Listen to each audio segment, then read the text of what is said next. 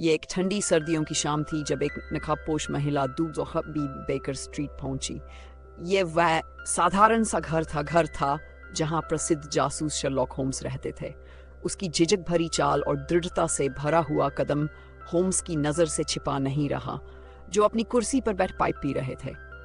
एक नया मामला, और वह भी एक ऐसा मुवक्किल अपनी पहचान छिपाना चाहता है, होम्स ने उत्सुकता से कहा। उनकी आंखों में चमक थी। डॉक्टर वॉटसन, जो होम्स के विश्वासपात्र और जीवनी लेखक थे, अपनी कुर्सी से उठे और उस महिला का स्वागत किया। कृपया मैडम, भीतर आइए।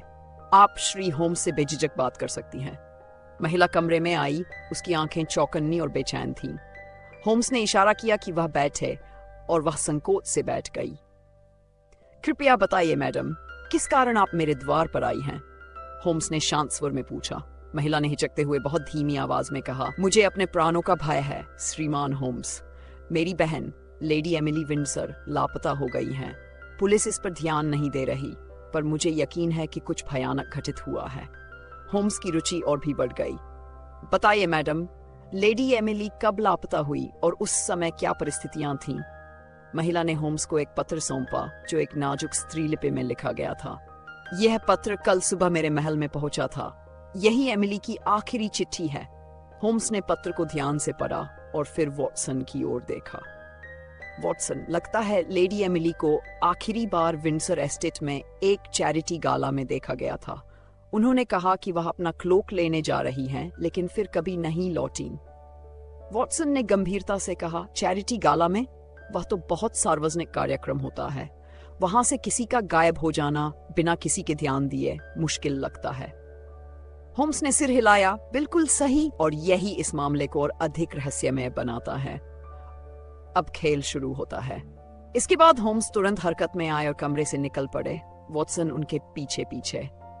नकाबपोश महिला वहीं बैठी रही। उसकी आंखें उस खाली कुर्सी पर टिकी थी, दिल में आयशा की एक हल्की किरण।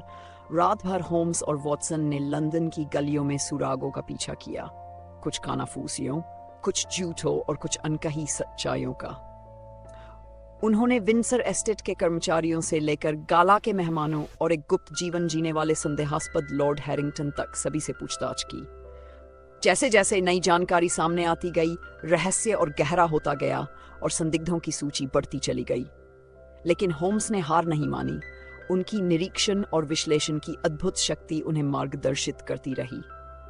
आखिरकार सुबह की पहली किरण के साथ होम्स, वॉटसन और महिला, जो अब खुद को लेडी चार्लोट, लेडी एमिली की बहन के रूप में उजागर कर चुकी थी, विंडसर एस्टेट पहुंचे।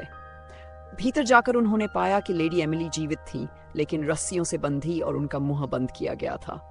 अपहरणकर्ता कोई और नहीं बल्कि वही संदेहास्पद लॉर्ड हैरिंगटन था, जिसने विंडसर परिवार से बदला लेने के लिए यह सब किया था। पुलिस ने उसे गिरफ्तार कर लिया और लेडी एमिली अपनी बहन से लिपट गई। दोनों की आंखों से आंसू बह रहे थे। होम्स ये दृश्य देख मुस्कुराए। बिल्कुल साधारण था, मैं प्रिय वॉटसन, उन्होंने कहा। इस पहेली का उत्तर सबके सामने था, बस देखने के लिए सही नजर चाहिए थी। और फिर शर्लॉक होम्स लंदन की धुंध में खो गए, अगली चुनौती का सामना करने के लिए तैयार।